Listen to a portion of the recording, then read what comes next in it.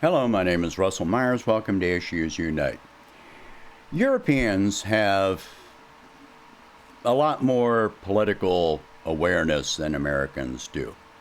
I spent 3.5 years in Germany in the 80s. I'm very much aware of this, but you don't have to actually be there to understand that. You see the large protests that they have, and part of this is that they've got strong unions, a stronger socialist structure to their socioeconomic systems, but they're right at ground zero for everything that happens with these conflicts between, the East and West. Any European, native European, that is 40 years old or over is old enough to have lived through the tail end of the Cold War. Europeans that are older lived through most of the Cold War. And a lot of things like in the United States, when the wall came down, it was portrayed as such a great thing. No, those were several days of terror. Trust me, I was there. I saw it firsthand. I was out in the woods guarding the largest ammo point in Europe when it happened. Nobody knew what was really happening. Was this a ploy? Was the USSR going to invade? So they didn't really know until the dismantling of the wall began and people started coming in. But even after that happened, there was a huge disruption in West Germany because they already had a shortage of housing and jobs. And Helmut Kohl started handing money to the people coming in from the East. And they're like, well, hold on, that's our money. And they were, there was a lot of social and economic disruption. Older Europeans, even younger Europeans have probably had grandparents that lived through World War II and the devastation which happened. So they grew up listening to these stories. And people in America tend to forget there wasn't just one fascist. There were three. You had fascists in Germany and Italy and France. Spain. You had the one obvious, and you had Mussolini, and you had Franco. And even after the war, their cities were devastated. They went through years of poverty and hunger. It wasn't just over and then you had prosperity and all this stuff. It took them decades to rebuild. There are still places where you can go through in Europe and you can still see the ruins of buildings that were destroyed. They're still there. So they have an entirely different perspective. Right now, they are going through hyperinflation, and entire industries are shutting down. In England, 15%, I think, of businesses are closing. The pubs all the way across England are saying that they're going to have to close because the price of a pint may be as high as 20 euros. While jobs are laying people off and shutting down production. In France, they've got the worst drought in 500 years. In Germany and Spain and Italy, They're reducing steel production. The largest steel producer in Germany has closed 2 sites. They closed down. And so if you're reducing steel production, well, think downstream from that, and what does that do to German car manufacturing? And then you got other things that are impacted: chemicals, fertilizer, paper. They said that they cannot produce paper. They can't produce toilet paper because of the cost of fuel. It takes a lot of natural gas in the production of paper.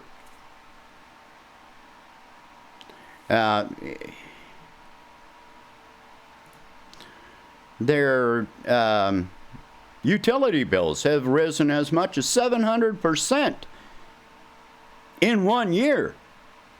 Imagine if your electric bill last year was $200 and now it's $1,400 a month. Just imagine that. So yeah, they're at ground zero. So now, and that was all before what happened last week with the Nord Stream 1 pipeline having to stop sending any gas because of technical issues, and they can't repair it because of the sanctions not allowing the repairs, the equipment, and so forth to go forward. They've got an oil leak at a turbine. A turbine has to have a consistent oil supply, or it will just freeze up and may catch on fire.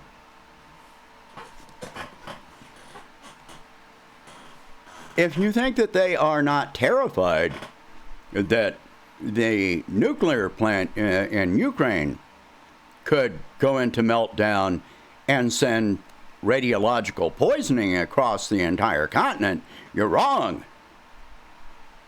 They're terrified because this is the largest nuclear plant, I think, in the world. I know in Europe.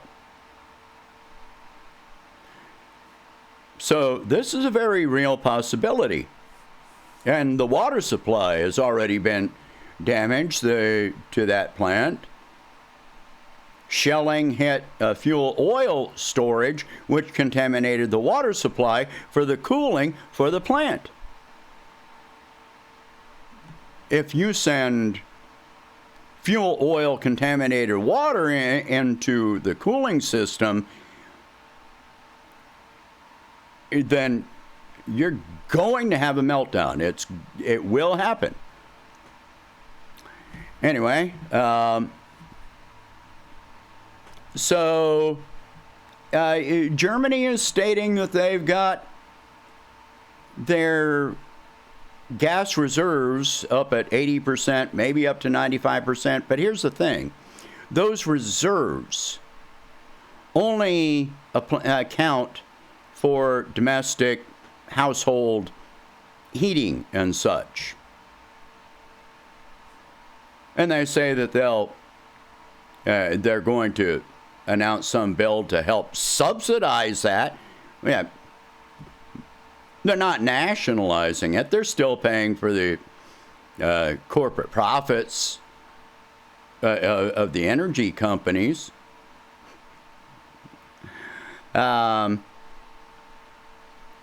So even Germany is a slave to the corporate structure. They're not thinking about their people all that much. And even if you do that, okay, you subsidize the heating cost, great, but the cost of your food and other items that depend on that energy has still gone up, or may not be available. So you've got shortages, you've got hyperinflation.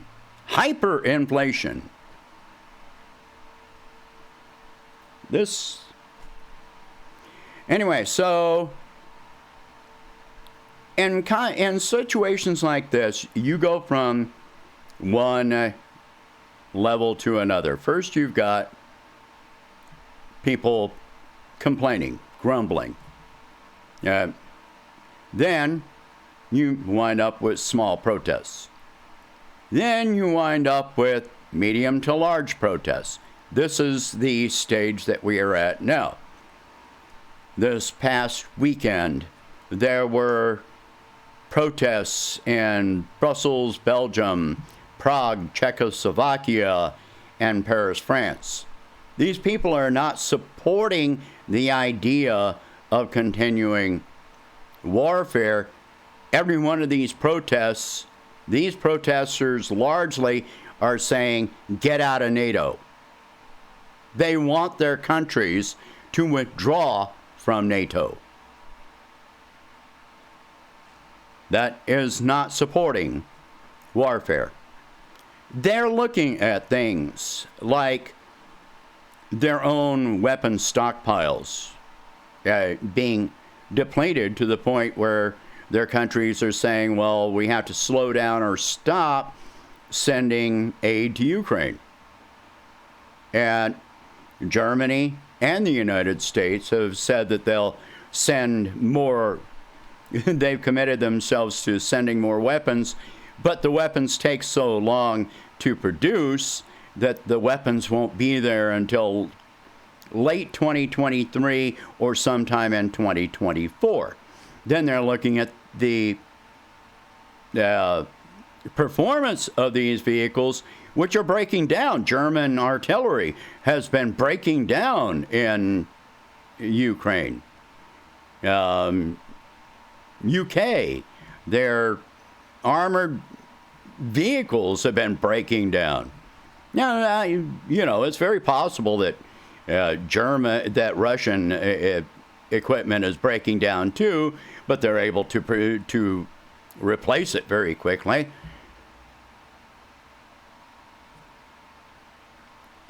You have to look at the fact that Ukraine had, at the beginning of this conflict, the largest single military in all of Europe. The largest. And yet they're having to get all this assistance from all these other countries, which have depleted the stocks of other countries. And that's true for the U.S. too. Now, the United States is making it worse. Now, saying that they're going to send longer range weapons to Ukraine to enable Ukraine to attack Crimea, which Russia says is a red line because they consider it Russian territory. Ukraine can't even push the lines back in Donbass, but they want to try and take Crimea.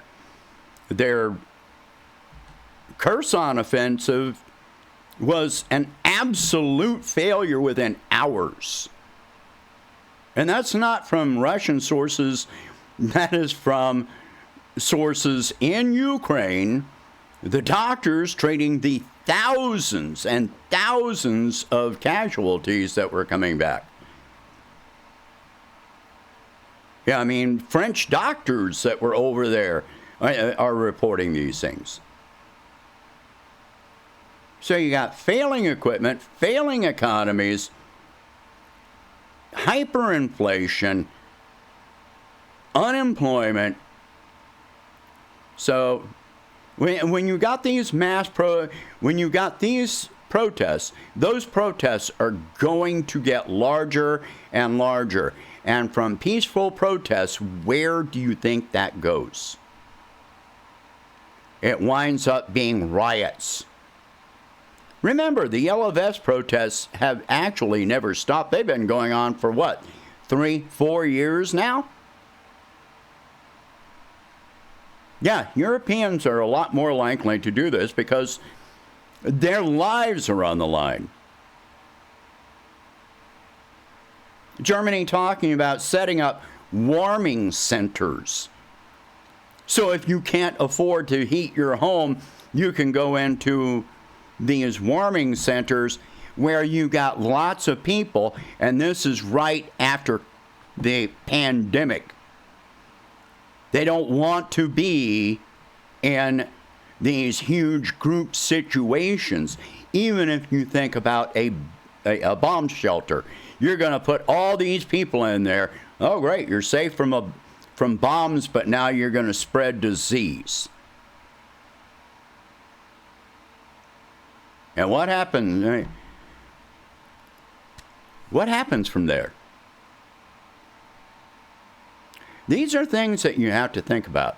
These are things that Europeans think about and talk about. They don't just go to these protests and go hold up a sign and go home. They're talking to each other. That's how they form these protests. For years, RT was one of the biggest news outlets in Germany and the UK. Why do you think they shut down RT in Germany and the UK very early on in this? So that only the established narrative would be heard. But it's not working.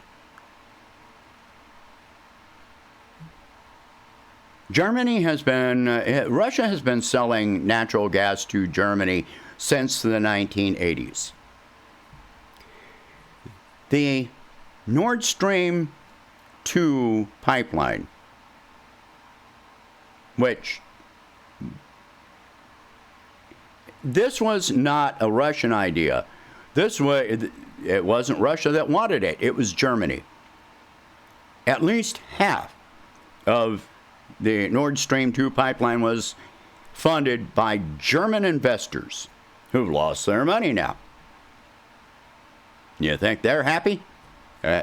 So Nord Stream 1 is inoperable, but Europeans absolutely know that Nord Stream 2 is sitting there, fully functional and idle, because the German government will not certify it, even though German investors paid for at least half of it,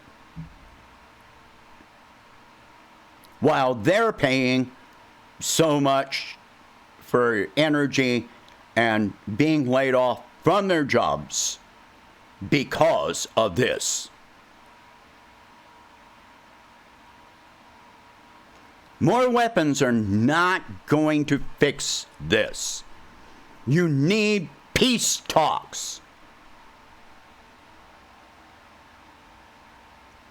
People are becoming more aware, at least in Europe. And this is our biggest hope, that the European populace is going to rise up so much that there is no more support for continuing this. In Germany and France, they know that their own government signed on to the Minsk Agreement, but never enforced it. For 8 years, there was a chance to prevent all of this. They're aware of this. They're aware of what led up to this. And they're aware of the price that they are paying because of the failure of their governments. The only one I can give any real credit to is Emmanuel Macron, who is at least trying in some way to balance this out. I'm not going to praise him too much, but only in this respect. He has tried to be a middleman on this between the EU and Russia. There is a breaking point.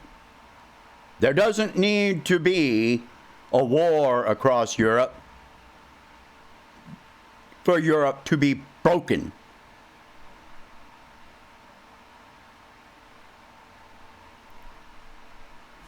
All right. share this video. Talk about these subjects. Because it's not going to be reported this way in Western media. A lot of the information that I get has to come from financial journals and then extrapolate from there. Oh, and by the way, they're still trying to blame COVID for a lot of this. No. Just no. All right. Again, share this video. Talk about these subjects. If you can afford it, please donate whatever you can to help expand this channel and my presidential campaign. And I'll catch you in the next one.